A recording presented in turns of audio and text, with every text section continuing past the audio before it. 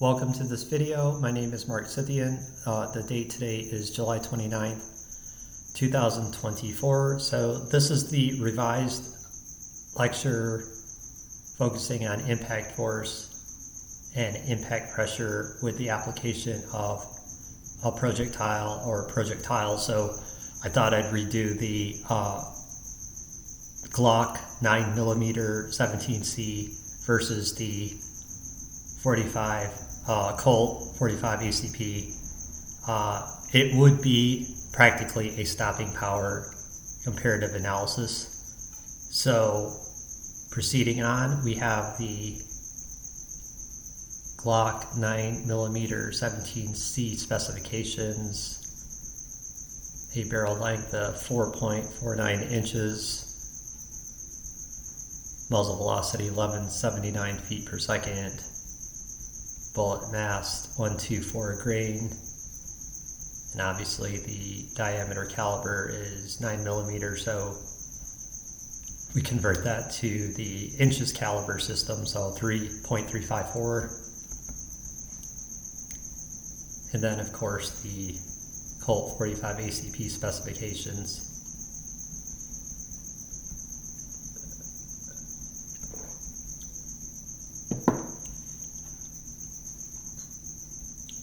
So we first focus on the barrel length of the Glock 9mm 17C, and that is converted to meters. So we do that first. And then we convert the muzzle velocity to meters per second. And then we convert the grains mass of the projectile or bullet to kilograms. So we know there is 64.8 milligrams per 1 grain times 124 grain, and then we divide that into 1,000 to get grams, then divide that value into 454 grams to a pound, and then divide it into 2.2 pounds per kilogram, so we get 0.008 kilogram round for the Glock 9mm 17C.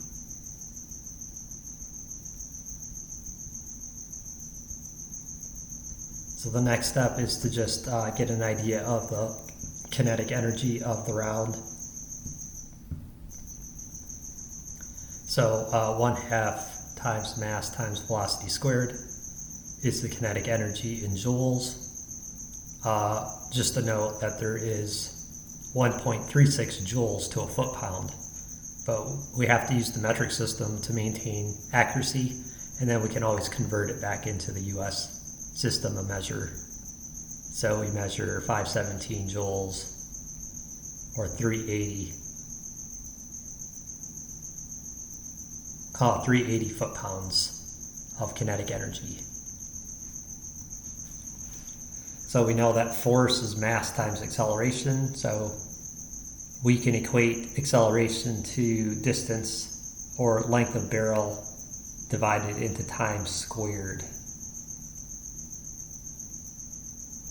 However, we do not know the firing time, but we can solve for that by dividing the barrel length d into the muzzle velocity. So instead of solving for distance divided by time to equal velocity, we can set up the speed equation so that we can solve for the time.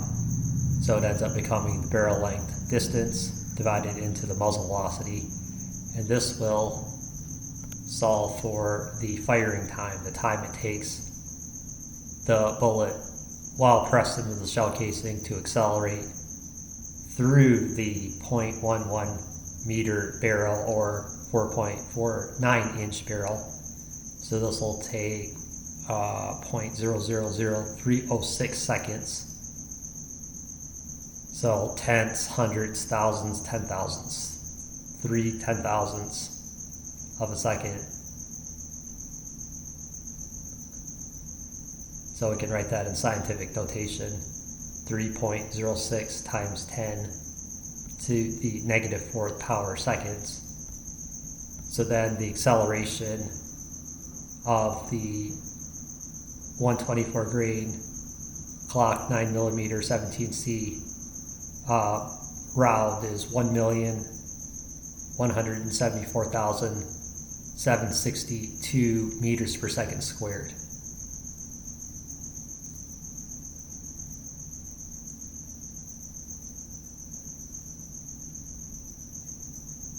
So focusing for a moment on the ballistic power involved, this is the joules kinetic energy per second. So joules per second is equal to watts power. So we can take the 380 foot-pounds, multiply it times 1.36 to get joules, then divide it into the firing time, 3.06 times 10 to the negative 4th power seconds.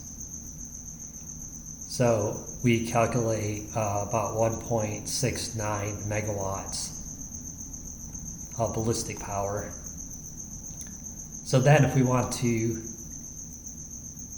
identify the impact force with respect to the conservation of energy, we can just simply compute the force exerted across the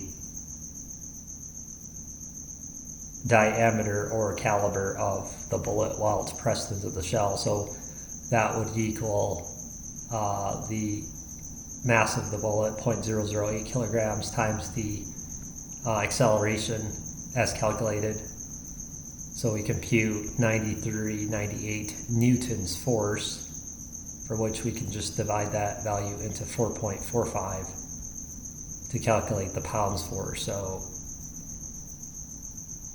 the cross-sectional area or the caliber of the bullet is instantaneously or close to zero, 3.06 times 10 to the negative 4 power seconds. At that increment of time, there is 2,112 pounds force exerted on the round, accelerating it out of the shell casing, down the barrel, through the lands and grooves rotation, and then it enters the atmosphere, incurring some aerodynamic drag. We have about a 0.264 drag coefficient. However, the losses in velocity are close to negligible. They are a little bit significant, but we'll just keep the impact force constant.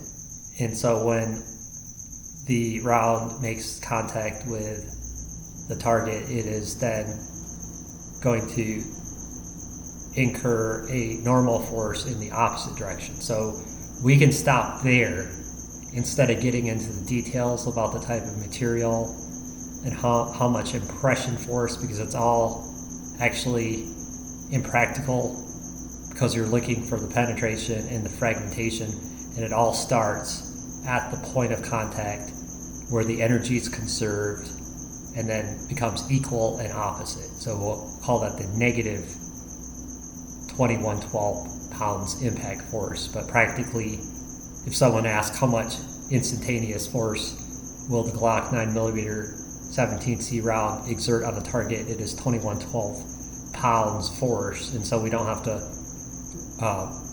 concern ourselves with the impulse time as it becomes more impractical. And that was the issue with the previously calculated projectile impact force, impact pressure lectures. So I wanted to redo it in this sense to keep it as practical. So we have a bullet cross-sectional area, which is the caliber diameter divided by 2 for radius, then squared, then times pi. So we have a cross-sectional area of 0.098 square inches. So if we were to divide the impact force into the cross-sectional area, we will then calculate the impact pressure. So 21,463 psi gauge is the impact pressure of the Glock 9mm 17C round with the 124 grain round. So now we apply the same parametric analysis for the Colt 45 ACP And again, we're concerning ourselves with the firing time, then the barrel length in meters, the round acceleration in meters per second squared, the mass of the round,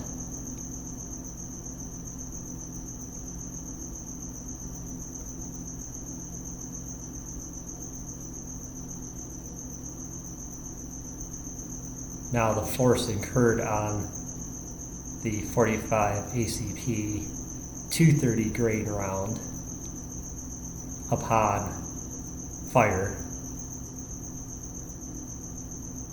So this equates to 1,700 pounds force as energy is conserved upon impact. Normal force in the opposite direction will incur. So at face value, the Colt 45 ACP using the 230 grade round incurs an impact force of 1,700 pounds. And then its impact pressure is the impact force divided by the cross-sectional area, the diameter divided by 2, radius then squared, then times pi, 0.159 square inches. So the impact pressure becomes 10,692 psi gauge for the impact pressure.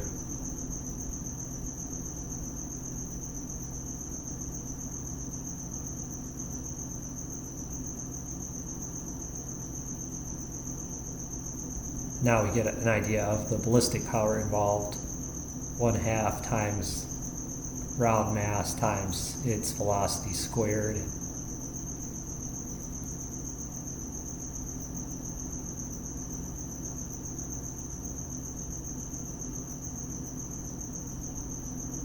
$954,000 watts, so 0.954 megawatts.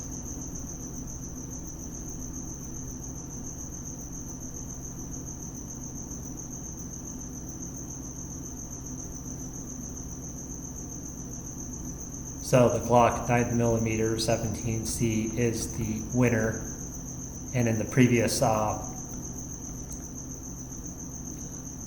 impact force, impact pressure lectures, also the Glock 9mm 17C is the winner compared to the Colt 45 ACP. However, the functions of impact force were correlated with the functions of kinetic energy, when in fact they're actually separate functions, more for performance and capability specifications. So the energy is conserved at the point of discharge, and upon impact the equal and opposite force is incurred on the round across some impulse time. So that impulse time can vary based on the different types of materials the bullet comes in contact with. So if it was a softer material, we may have a little bit longer impulse time, and if it was a harder material, we may have a shorter impulse time. So it really is irrelevant to bring the impulse time up into the impact force and pressure computations for projectiles. So what is relevant is the conservation of energy and the fact that the discharge force is conserved upon impact as an equal and opposite normal force. So thank you for watching this video, and have a great day.